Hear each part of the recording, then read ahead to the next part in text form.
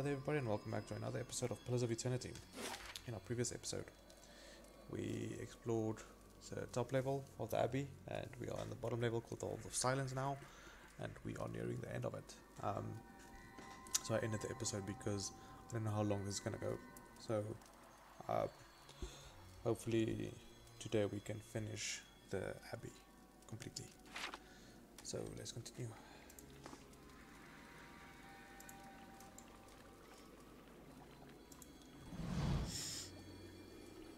Different scenes of the ocean shoreline are carved into four stone panels arranged almost haphazardly at different heights along the network of rails and specter panels. The panels are fixed to a set of rails that curve and cross in patterns that remind of seaweed. There are four depressions in the wall behind the rails, in which the panels looks like they would fit. The panels show variously a barren shore, a city in flames, a flourishing city, and a tidal wave. Arrange the panels. Ouch. It appears that any of the panels can be slid into any depression by following the network of rails. Okay, the first one is the City of Flames.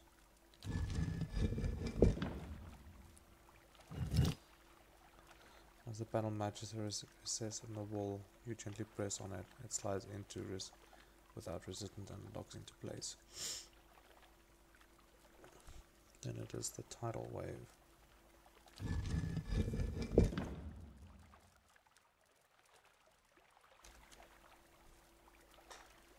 This is the mural. I make notes. You grab the panel and slide it into the rails into the first available opening. Once the panel matches the recess on the wall, you gently press on it. It slides without resistance and locks into place. The next one is at the barren shore. You grab the panel and slide it into rails into the first available opening. Once the panel matches the recess on the wall, you gently press on it. It slides without resistance and locks into place. Slide the panel floating steady. You complete the sequence with the last panel. It slides gently into the recess, into the wall.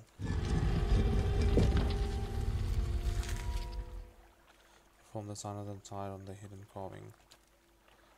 You curl your hands as Scott had done and position it over the carving of the wave. Then using your hand, you trace the arc of the crescent with your index and little finger. Every rumble stirs the ground, and from all around you comes the sound of rushing water.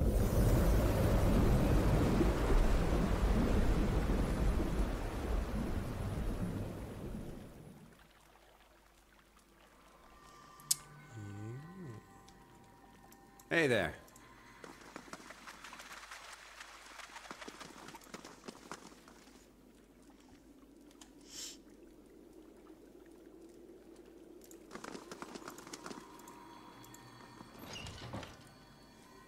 Be cautious.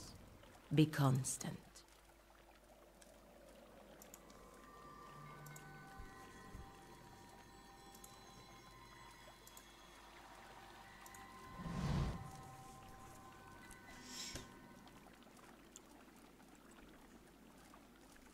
Embedded in the depths, the mechanized slab is what looks like a vessel of the sprinkling of holy water. In the context, however, it looks more like a lever. There are images engraved on the wall behind it, one of the rising wave and one of the open gate, pointed towards the object point the object towards the open gate. In the distance you hear the mechanical snap of rusted locks and the groan of iron hinges.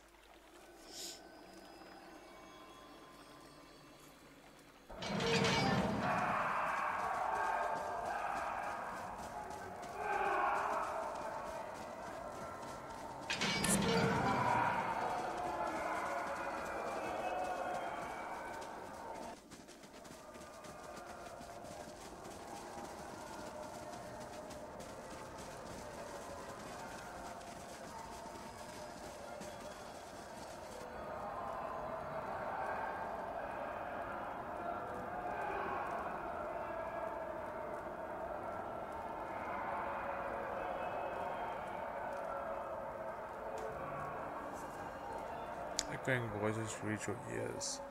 The words are unintelligible, but you can make out laughter, crying, and cheers. Soon after, shouts of alarm resonate in the distance. With a click, the machine releases its hold on the strange rod. You pack the vessel away.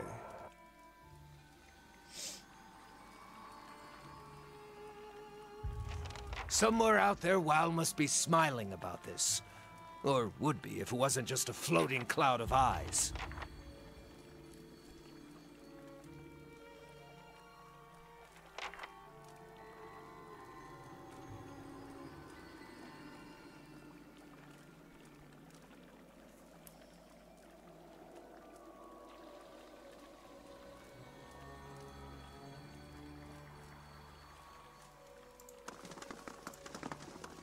I don't know if that was smart. I feel that's what I wanted to do.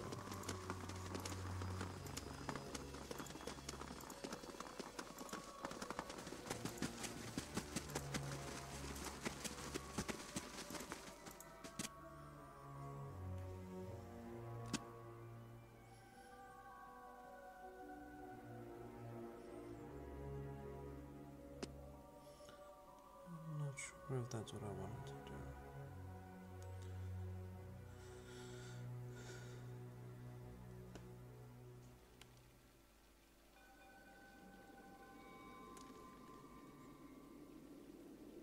Sacred halls unsealed.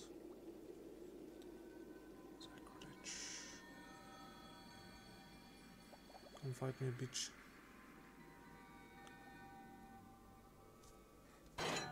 Let's see if you are strong.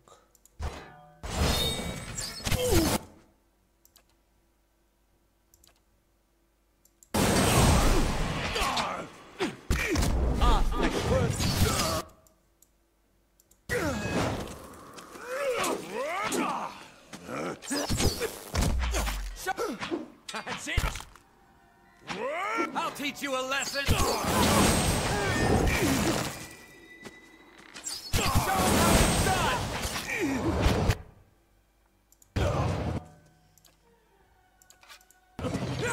That looks like it hurt. That's it!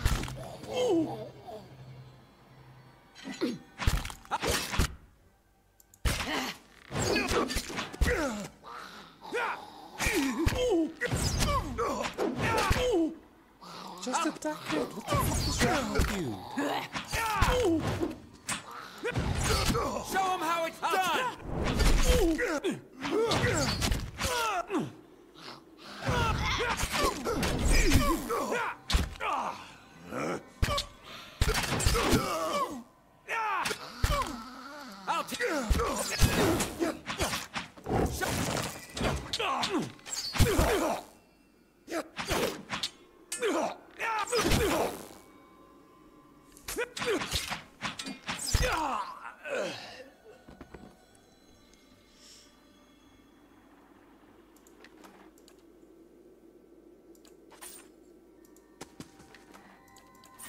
Sure.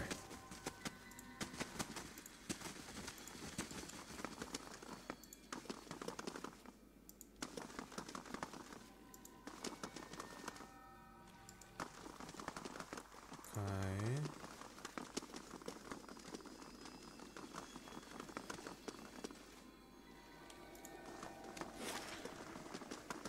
Kill those.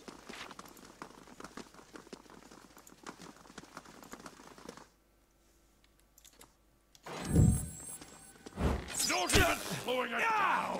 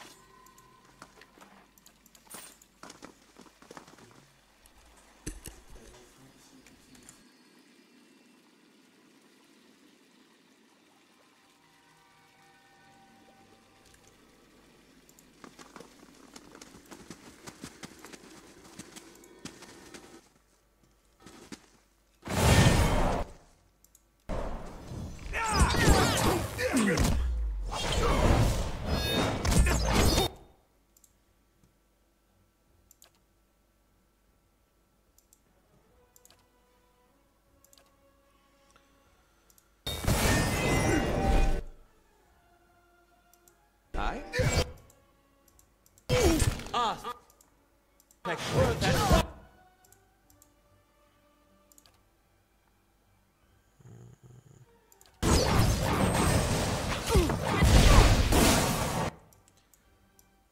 there we go. Ballerino.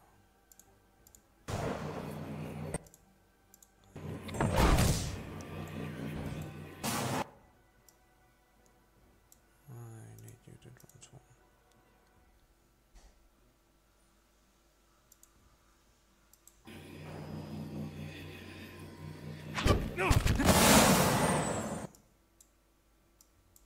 Can you guys just kill this fucking idiot?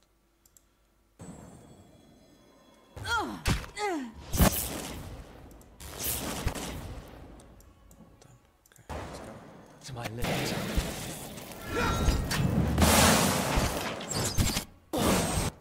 Show him how it's...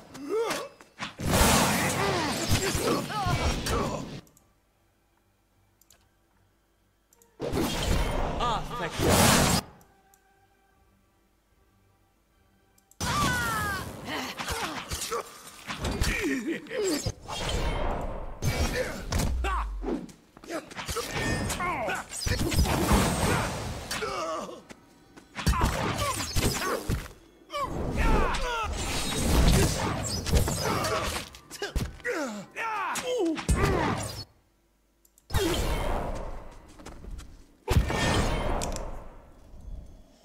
Okay, monks are hardcore.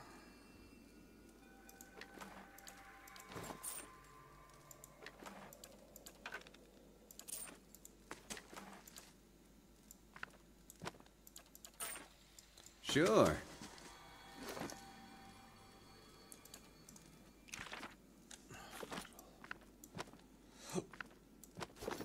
Hey there.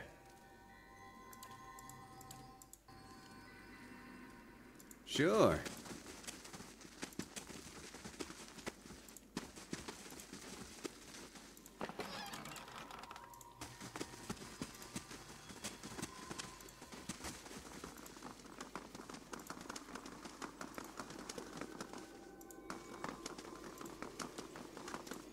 They are waiting for me at the green.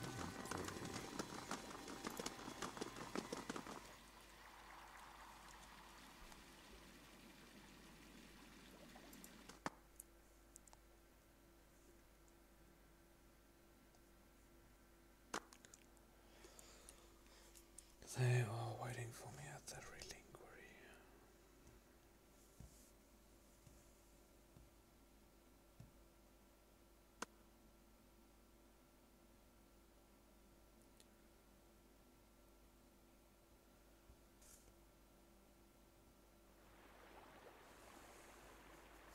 You've made a grave mistake.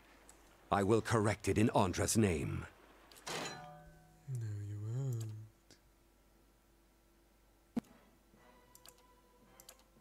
That.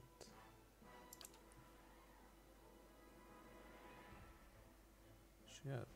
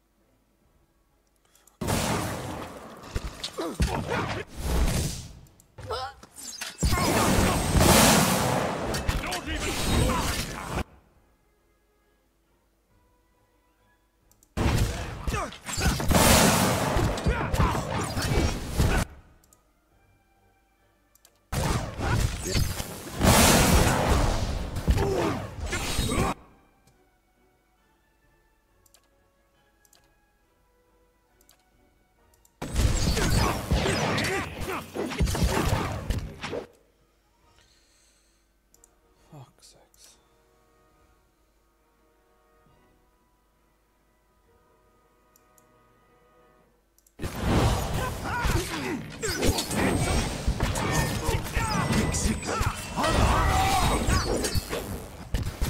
Yeah, I'm not making this one. I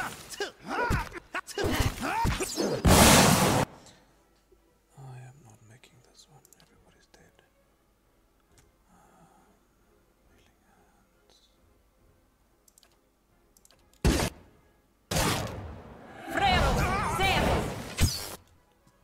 Okay.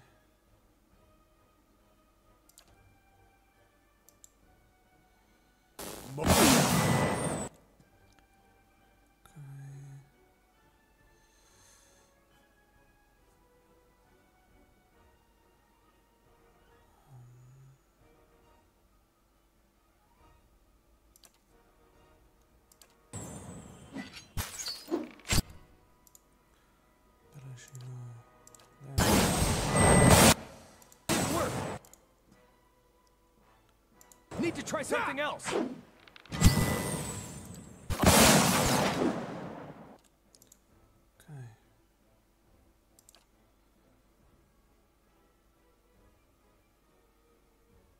How?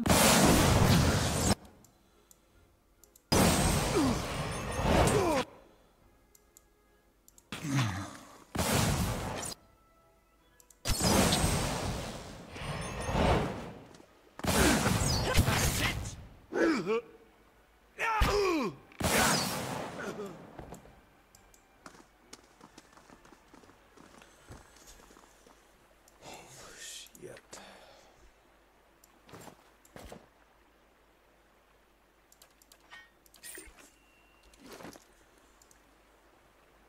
7 recovery speed with an exceptional damage and after 50 against charm confused attacks defense.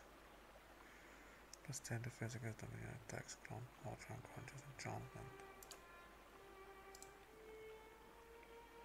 Dexterity. Nope. Hey there.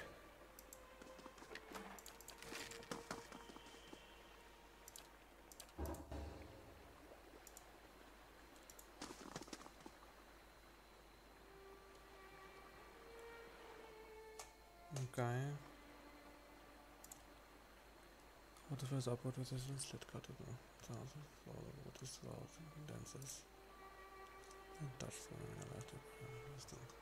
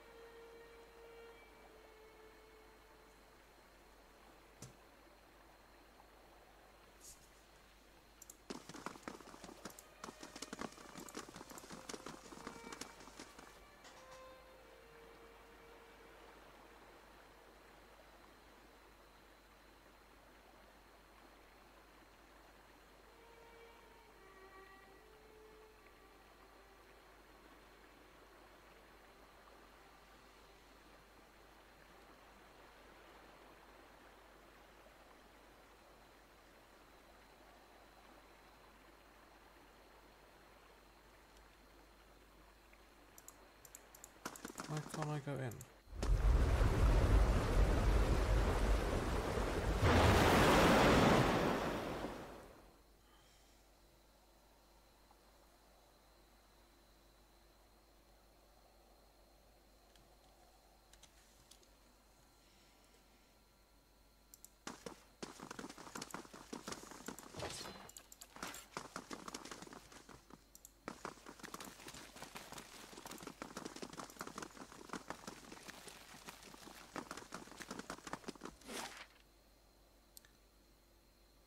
Present.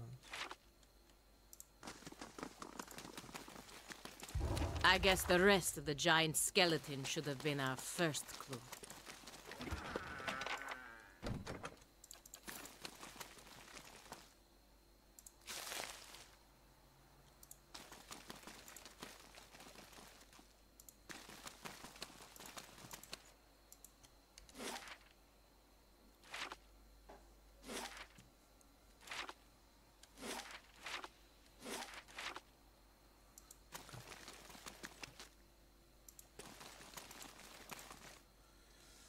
Lodged between rows of crystalline rock, a large fragment of metal protrudes. It looks as though it might be possible to pry at loose.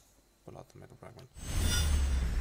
At your touch, the splinter of metal begins to glow orange. Heat surges up your hands and arms and envelops you with such an intensity you feel as though you are melting down. It's visibly warm around you, the horizon and below, and white cloud of the sky everything around you drips in molten globes and begins to take shape beneath you as if in an invisible mold.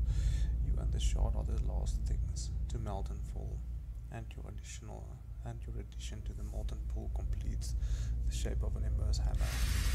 The metal cools as quickly as it heated. The handle is gripped now by two great leathery hands, and the hammer is cocked back over a shoulder as broad as molten and mottled as a heel top. The wielder whirls around and heaves the hammer, and you are flying upward for what seems like ages into the airless blackness above. As you spin, you catch a glimpse of the rock large enough to be a moon. It is close, far too close to the world. The force of the impact shatters hammer and stone alike. The rock is redirected outward, but a section of the front face is cleaved off and begins to fall, splintering apart at the cracks in 100,000 fragments blossoming outward in all directions. The brief showers the atmosphere, trailing smoke and fire below. Land and sea are far off, but gradually rising up. Look to the sea. The largest of the fragments, wide as a city, barrels downward in a fiery cocoon. Its size reduces as the ages immolate, but it won't burn up in time. It lands suddenly in the distant ocean, sending a column of smoke skyward and radiating ripples that spread like wrinkles in fabric. Then the sun comes tearing through the sky. It sounds like thunder. Features are becoming clearer by the moment. As you streak towards the earth, you are lodging in an enormous boulder, falling among other smaller fragments that heat and burst around you and on all sides. Beneath you, snow-capped mountains rise up, dotted here and there by cities of stone and Ondra. The impact will be destruction of all of them. The shadow of your fragment is visible now, getting larger by the second. You are moments away from striking the ground when a massive shape throws itself in your path. The last thing you hear sounds like another rumbling impact, but that isn't what it is. It's a chuckle, relieved, breathless. You hear two words: made it. Everything goes dark. You open your eyes. The metal hammer fragment has come free, and you now hold it in your hands. It is warm to the touch. The air around you is suddenly turbulent, spiteful. A cold damp and whips your face.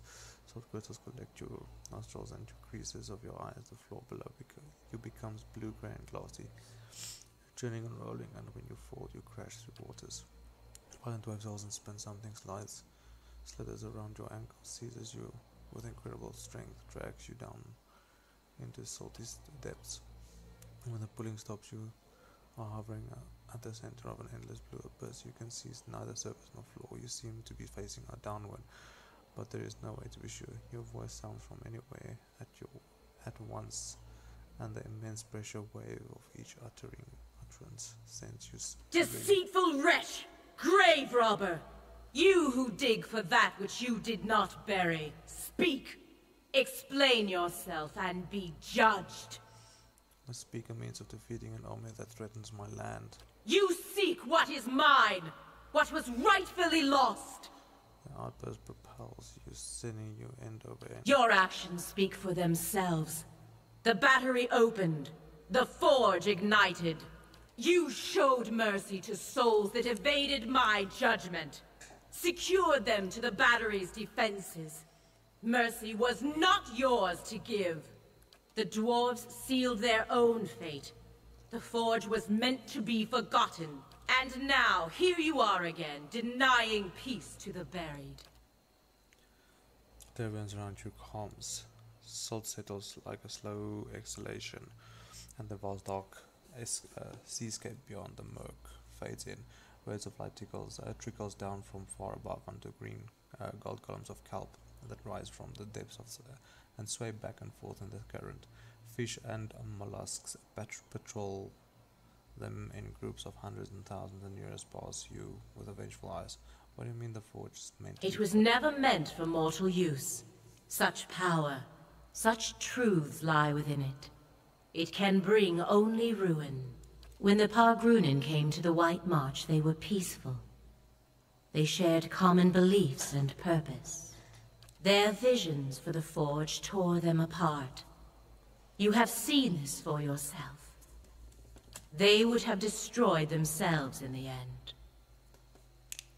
How convenient that we'll never know.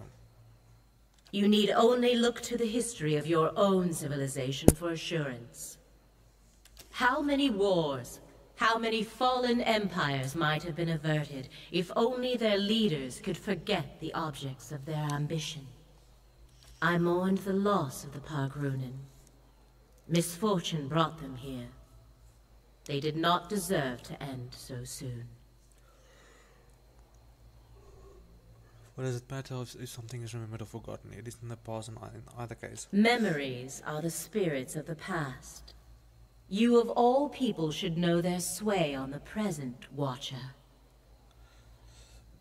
What's that supposed to mean? Mortals measure the worth of their lives in memory. Who will remember me? How long until I am forgotten?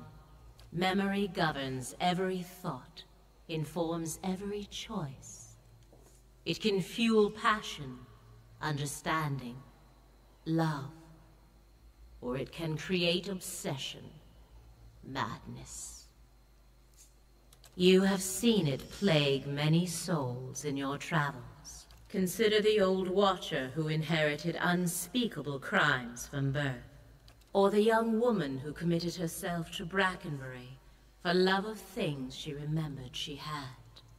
Or the fisherman whose life became a sentence the day he killed his sister. Or the Glonfathen boy for whom an old medallion was worth more than all the fruits of his labors. They could be free from their burdens, if only they could forget. Their problem go deeper than that. Simply forgetting does not make them go away. For some, perhaps. But for many, the memory is all that remains of it. The light filtering down from the surface seems to focus on the nail. You cast your troubling memories aside when you had the opportunity, and you have found the peace you sought. It's funny. I remember feeling bad, but I don't remember why. It's like having scars for wounds you don't remember. As long as they don't reopen one day, I can live with that. The source of those wounds is long gone. The memory was all that could do you harm. I would leave my own memories behind if I could, but they haunt me whether or not I remember them. Even when problems have run their course, memory can be the stone that sinks you into the abyss. I'm not sure I agree. Your past has not overwhelmed you yet. Wait. Was there something else, mortal? What are the bones of one god doing sealed in the temple of another? Do not play coy with a god, Watcher. I know you have seen his death. I feel it whenever a forgotten thing is taken from me. Abbydon did not deserve to die here. This place, it was the least I could do to give his remains some privacy. The least you could do. The least I could do for ending his life. Light rains from the surrounding, the kelp forest becomes a corpse of black tendrils stalk and twisted as regret. I called the moon down to me. Ioni brother. It was against his wishes. He would not listen to reason. Would not listen to me. In his madness, he splintered the moon. But it was not enough. The greatest of the fragments still fell toward that which he would protect.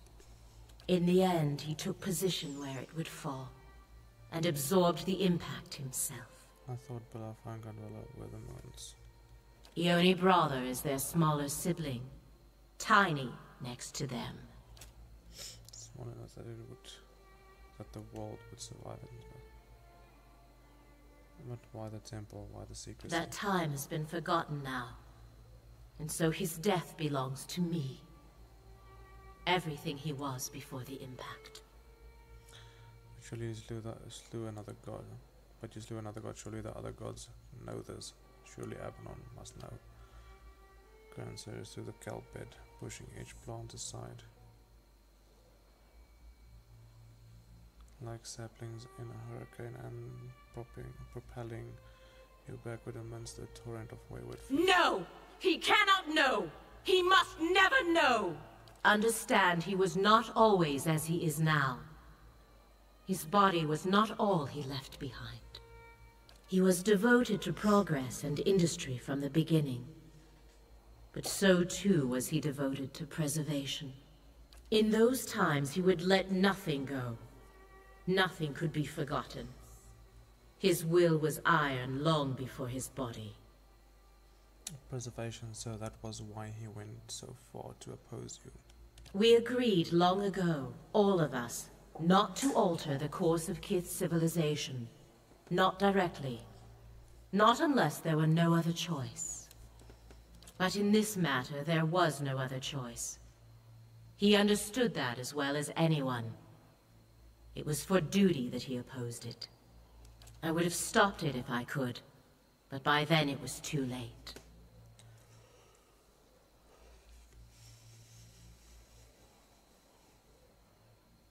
What was he trying to preserve? Time has finished much of what I started. I cannot tell you that, mortal, for fear of undoing all its costly work. You make it sound as though you were the sane one. The other gods knew what had to be done, but they lacked the will to go through with it. Even gods have their attachments. To erase all knowledge of such a grand thing required unthinkable devastation. The Eastern Reach, Deadfire. Mine was the only solution. When I called down Ione Brother, they remained silent. Even Abbydon. He knew it was for the best. But he tried to stop it all the same. Perhaps deep down I knew he would. I should have expected it. I could have stopped it. I want to ask you something You else. may ask. Why did you pull down Ione Brother? The great conundrum of a god is how close to become with your subjects. Too far and they lose hope. Too close and your own judgment fails. Civilizations are meant to ebb and flow. Allow them to persist for too long in power or knowledge, and you invite catastrophe. There was a time when we let our sympathies get the better of us. When memories were allowed to persist that should have been washed away. The other gods could not be moved to act. I did what had to be done without them. You're talking about the Inquisitors. I speak of what is forgotten. I failed that day, but my purpose was achieved in the end. I will not dredge up the memory to satisfy idle curiosity. The army that destroyed the dwarves, the islands, are they yours? What the world casts aside, I take into my care. A thing may be forgotten, but it is never alone as long as I am here. They were lost children, abandoned, fixed on a purpose that no longer had meaning. I took them in, gave them new purpose. I did not create them, but yes, they are mine. They were Abbydons, I saw them forged. They were his once, I won't deny it. He created them as assistants to carry out his work on Eora. But he has long been the overseer of progress in the world. Leaving things behind has always been his way. I allow him to leave his past in my care, so that it does not hold him back. You and Abbydon have a unique connection then. I suppose we do. But then, the gods have always been able to accomplish far greater things when working together. Nearby you see a shark pass through the school of fish, the fish scatter evading the predator. I had something else to ask about the islands. Speak your mind. What new purpose did you give them? Some things that are forgotten must never be remembered. Not merely for the benefit of those who forgot, but for the entire world. There can be no second thoughts, no sympathy or stays of execution. The eyeless were born to fulfill this task, though even their creator did not know it. They are single-minded and relentless. You mean they kill those who remember what you want forgotten? They do not flinch when called upon to do what is necessary. Kith owe them a great debt for the troubles they have hidden away. To ask you something You else. may ask. You say on one hand you had to call down Eora, yet on another that you would have stopped it for Abbydon. The death of a god is a calamity. You are living in the aftermath of one such death. Surely you can understand. You have said that sympathy can't get in the way. What about yours for Abbydon? He deserved better. Of all the other gods, he was the only one who acted, who held to his convictions. The goddess of relentlessness must have appreciated such a quality. Yes. I admired him for that. But it's more than that, you loved him. The pull and push of the current becomes long and heavy like a sigh. Whatever he was to me, it was not meant to last. Always our duty is to Eora first. I knew he opposed what I intended. That he would wish to preserve what I meant to destroy. I knew it would cause a rift that might never be mended. But I never imagined he'd go so far. I never imagined it would mean I would never know him, as I once did. If he does remember dying, why not begin again with him? Because it might cause him to remember. No, mortal. Better that we should exist as we are now. What happened once must never happen again. Bad enough that I am cursed to remember it. You may ask. I need to call of the eyeless. On the contrary, mortal, their work must continue. Far too much was uncovered while they lay dormant. That draw attention to the very things you wish hidden. In my dreams, I've seen them swimming over the deer. Those who know too much of the White Forge will be washed clean from Eora. And then the eyeless shall rest once more. This isn't some lone charm of war. The forge sees visitors from all over now. The eyeless will tear the deer wood apart. It will never be forgotten.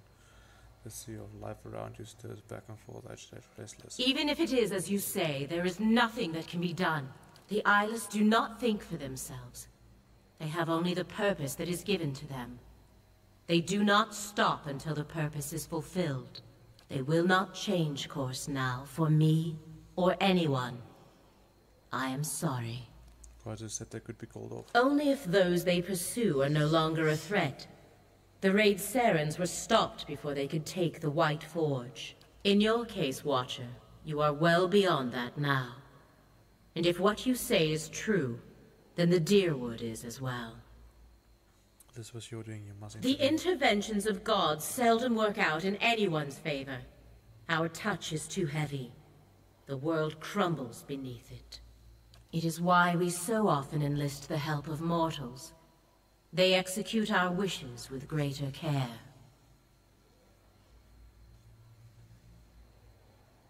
I have done far too much already.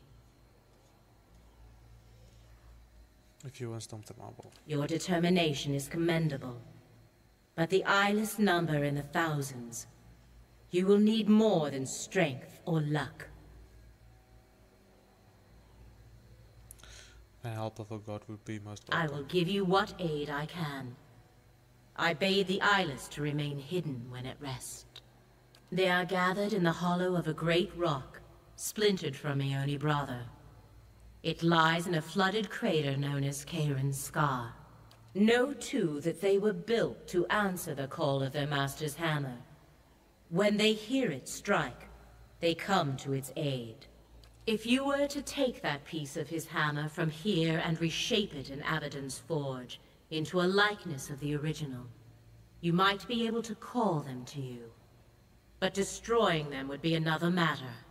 I know of one way, but only from the center of the Lion's Den.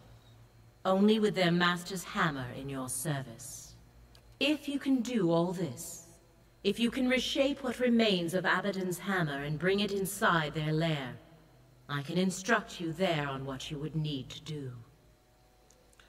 I will do what I can. And I will see you through when the time comes.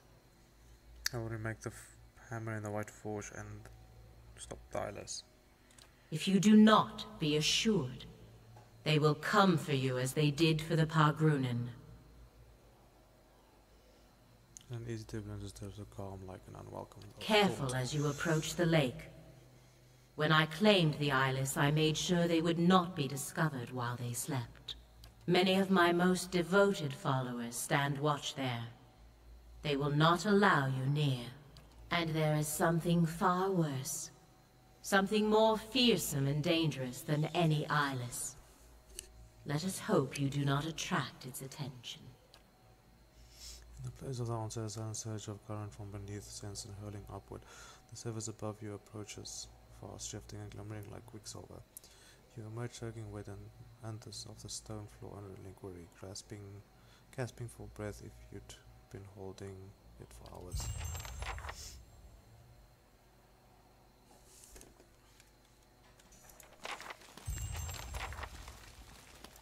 You create Abbydon's hammer.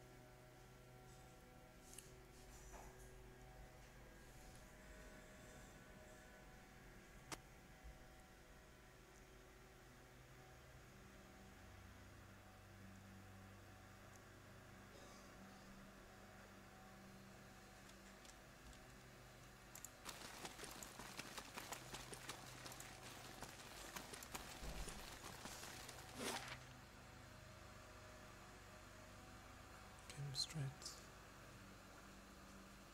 down. Okay.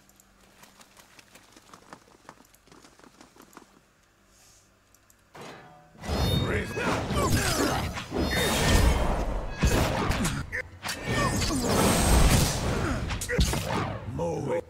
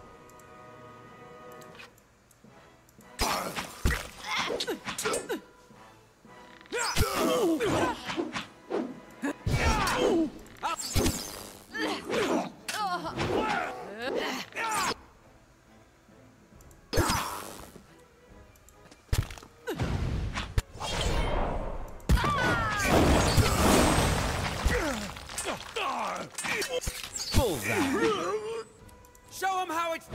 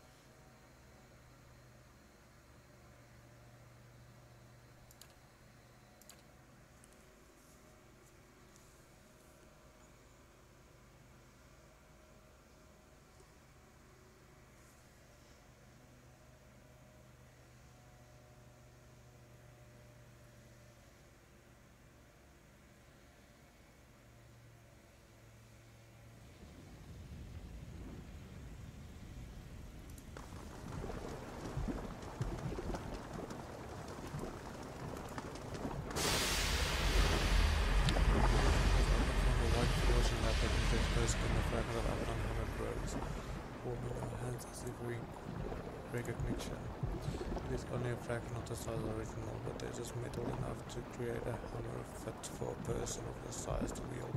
And this forged fragment could be shaped anew and recreate Abbydon's hammer. You call to mind every memory you had witnessed of the great hammer. The images coalesce and take shape in your mind and eye. You know every curve, every engraving. Even as a shapeless lump of metal, you can see the fragment of what is meant to become. The fragment is slow to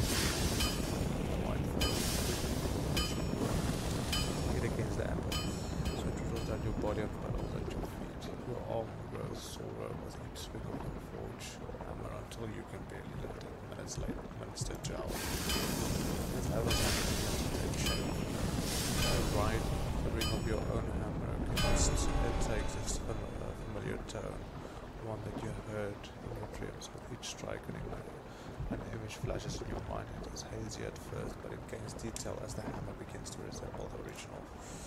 Over time, the images become a frozen landscape centered around a crater lake. Eyeless patrol the frozen sepals in droves, and this can only be the place of undescribed care and scar. The eyeless pause here, and they will, when you strike and you look out as though hearing the echo of the wind.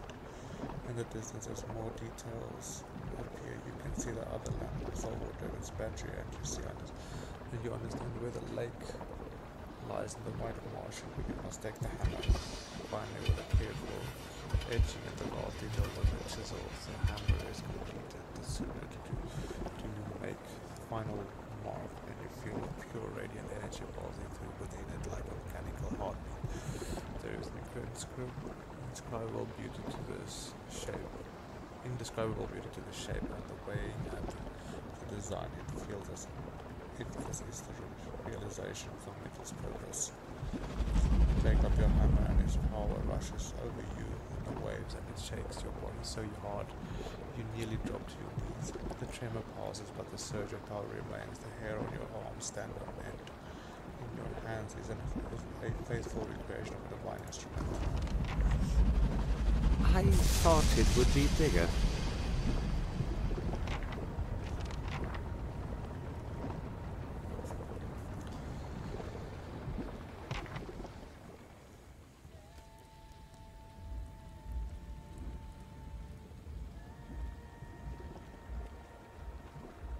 I've heard enough. Sounds of an argument reach you from the stairs. Tyrion marches into the room on squats while Wengra bounds along with him. This threatens all of us now. Bergen lumbers after Tyrion and Wengra, flanked by two stout southern. She's right. We've got to fight together. He also recognizes Derek following them. His shoulders are rigid and his arms are clasped in front of him. Wengra sees you and points enthusiastically. See, Darian? He'll tell you. We can stop him! Legend crackles in the air. Tyrion whirls and cuts, whipping Wengra off with a chopping knife. If he's seen them, he knows better. What's going on Something here? killed a whole crew of hunters out in the wood. Tore them apart like dolls. Insects. His eyes flicker like flies, and his upper lip shines. Something like the creatures that attacked my fort, perhaps? Hang on, mutter something in their squad, and they snort in agitation. I told ya! All we gotta do is get him in range of these cannons, and then we blast him! She brings her hands together into We don't even know what they are. No. They're known as the Islands. The destruction my dreams warned me of. Bergen gazes in distant with horror. Suddenly she rounds on Wengra and Tyrion. And your greed and recklessness have brought them on us all! She rolls her shoulders back and bares her teeth at the two villagers. Rage hangs around her like a Tyrion and Wengra each take a step back and squeeze her against the You burning our village didn't help matters none. Wengra fell gun as is exposed in each shot. It wasn't my clan that attacked you. No difference. One ogre stinks as bad as the next. Calm down, everyone. None of this matters now. Tyrion and Wengra grumble, shifting their feet and getting suddenly after a pause. Bergen looks back at you. I came to offer my clan's help. Tales of Calcutta. The White March has been our home for centuries. We'll defend it alongside you. Your aid would be welcome. She presents an ancient banded horn and both of her closed hands holding it. Sound it anywhere in the White March, and 3 of my best warriors will be at your side. Your battles become ours.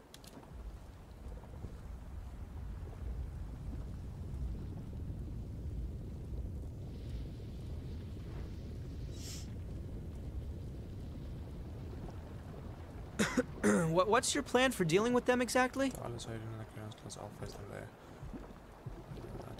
That lake's notorious. Folk never come back from that. Oh! You'll need all the help you can get. I have fewer men to offer than I would like, but the iron flail stands ready. Our siege weapons are at your disposal. The same ones you threw at the battery's walls? These eyeless will come for us all if they aren't stopped here and now. Forget it. You're not bringing your army into our backyard. Tell him. Darren's right at Eora. Can't be trusted. Darren, I know you didn't just tell me what to do. Eora stays, and that's final. Sorry, Darren, but I'm going to defer on this thing. We need to work together. It's no time to worry about the past. Guess you're right. Won't be anything left of Stalwart if we don't stop these monsters anyway. Kill assemble canyon scars and await your orders. Be ready, my friend. It will be a great battle.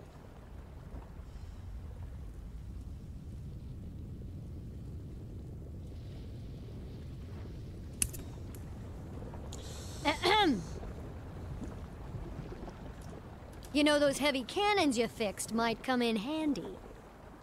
Hear me out. Karen's scar should be just in range for those guns. You just point out your target and I'll do the rest. If those things are on the move, we don't have much time. If you're really gonna stop them, take this. It's the best of the ore we've pulled from Stalwart's mines. It's not much, but it's good enough to make the old Pargrunen smiths proud. I'm sorry about what I said before. Just don't take it out on the rest of the village.